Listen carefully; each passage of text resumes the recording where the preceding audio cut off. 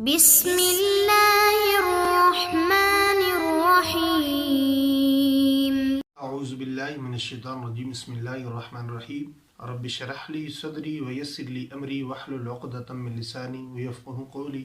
وظائف علم حکمت میں معزز خواتین حضرات آپ کو خوش آمدید کہتے ہیں۔ امید ہے کہ آپ خیریت سے ہوں گے۔ اللہ تعالیٰ سے دعا گو ہوں کہ اللہ تعالیٰ آپ کو جہاں رہیں خوش رکھیں اور اللہ تعالیٰ آپ کو بار بار مدینے کی زیارت کروائے۔ معزز سامعین ناظرین، آج کا ہمارا جو موضوع ہے وہ اگر آپ سانپ کو خواب میں دیکھیں تو اس کا کیا حل ہے، اس کی کیا تعبیر ہے اور اس پر ہمیں کیا کرنا چاہیے۔ وظیفہ شروع کرنے سے پہلے، عمل شروع کرنے سے پہلے اگر آپ چینل پر نئے ہیں تو چینل کو سبسکرائب کر لیں اور بل نوٹیفیکیشن آن کر دیں تاکہ آنے والے مجرب وظائف کی ویڈیوز آپ تک پہنچتی رہیں۔ جزاکم اللہ۔ تو چلتے ہیں آج کے عمل کی طرف۔ اعوذ باللہ من الشیطان الرجیم۔ معزز ناظرین، خواب کی 3 اقسام ہوتی ہیں۔ ایک خواب ہوتا ہے شیطانی، یعنی آپ کو خواب میں آپ کے جسم کا کوئی حصہ کٹا ہوا دکھائی دیتا ہے، یا آپ کا جیسے بازو وغیرہ کٹا ہوا ہو، یا آپ کا گھٹنا وغیرہ کٹا ہوا ہو، یا آپ کا پاؤں وغیرہ کٹا ہوا ہو۔ یہ شیطانی خواب ہے۔ فرمایا اس سے انسان پر کوئی فرق نہیں پڑتا، یہ شیطان کی طرف سے خواب ہوتی ہے۔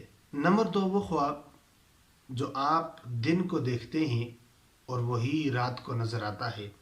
جیسے آپ دن کو کسی جگہ کھیل رہے ہیں اور رات کو آپ کو خواب میں وہی کھیلنا نظر آ گیا، یا دن کو آپ نے سانپ دیکھا تو وہی سانپ آپ کے رات کو خواب میں آ گیا۔ تو اس خواب سے بھی کوئی فرق نہیں پڑتا، یہ بھی ایک عام فعل ہوتا ہے، جو انسان دن کو دیکھتا ہے وہی رات کو اس کو خواب میں آتا ہے۔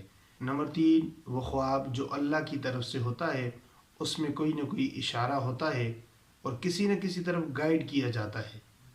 علامہ ابن سیرین کے پاس 2 بندے آئے اور دونوں نے اپنا اپنا خواب بیان فرمایا میں نے مسجد میں اذان دیتے ہوئے اپنے آپ کو دیکھا ہے۔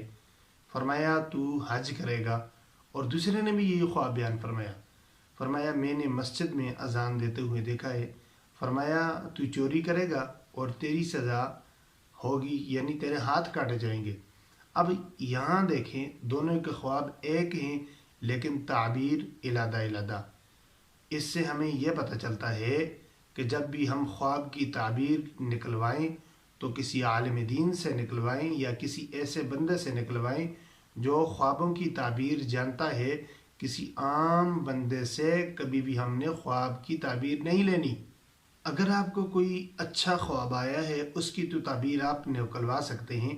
اگر آپ کو برا خواب آیا ہے تو نبی اکرم صلی اللہ علیہ وسلم نے فرمایا جب آپ جاگیں، جب آپ خواب دیکھیں تو اس وقت آپ بائیں طرف مڑیں اور 3 مرتبہ تھوک دیں اور پھر پڑھیں لا حول ولا قوت الا باللہ العلی العظیم۔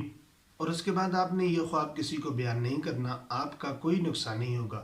ہاں، اگر آپ سمجھتے ہیں کہ کوئی ایسا خواب ہے اس میں یہ مجھے نہیں پتا کہ یہ میرے لیے اچھا ہوگا یا برا ہوگا، تو فرمایا آپ کسی عالم دین سے اس کی تعبیر لے سکتے ہیں، اس سے پوچھ سکتے ہیں۔ تو نبی صلی اللہ علیہ وسلم کا فرمان ہے اگر آپ کو کوئی خواب آئے اور آپ کسی عام بندے سے پوچھ لیں تو فرمایا اگر وہ بندہ نہ سمجھتا ہو اور ایسی کوئی بات بتا دے تو فرمایا بعض اوقات ایسا ہو جاتا ہے۔ تو سب سے پہلی جس چیز پر ہم نے دھیان دینا ہے وہ ہم نے جب بھی خواب آئے ہم نے کسی عالم دین سے اس کے بارے میں پوچھنا ہے، چاہے وہ اچھی ہو یا بری ہو۔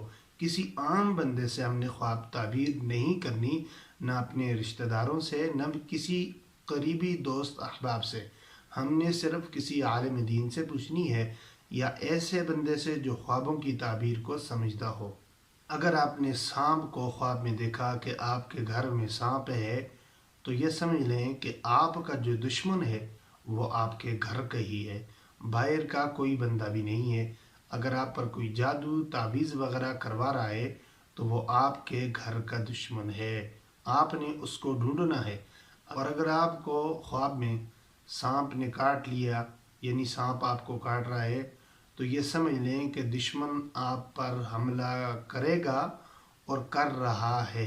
اگر آپ نے سانپ دیکھا اور صرف وہ آپ کو دیکھ رہا ہے، نہ آپ کو اس نے کاٹا ہے نہ اور کچھ کیا ہے، تو یہ سمجھ لیں کہ دشمن آپ کو دیکھ رہا ہے اور وہ آپ کو نقصان کبھی بھی نہیں پہنچا سکتا۔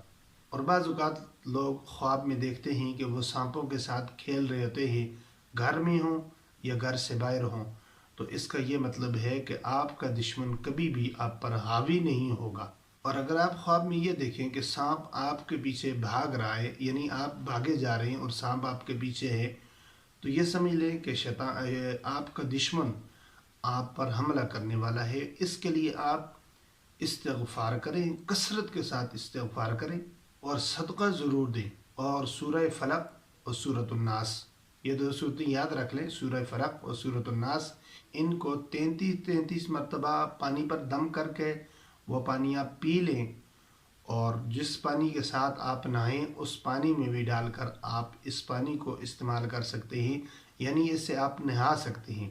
اور 33 مرتبہ سورہ فلق سورۃ الناس، اس کو آپ نے تیل پر دم کرنا ہے اور اپنے جسم پر آپ نے یہ تیل لگانا ہے، اپنے بالوں میں لگانا ہے، اپنے جسم پر یہ تیل لگانا ہے۔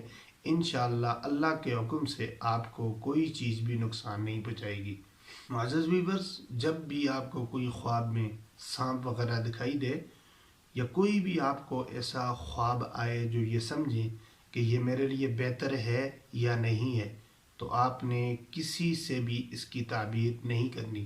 اگر آپ کو کوئی برا خواب آیا ہے تو نبی کریم صلی اللہ علیہ وسلم نے فرمایا اس کو بائیں طرف منہ کر کے آپ 3 مرتبہ تھوک دیں اور لا حول ولا قوت الا باللہ العلی العظیم پڑھیں، اور دوسرا میں نے آپ کو سورہ فلق اور سورۃ الناس کا بتا دیا۔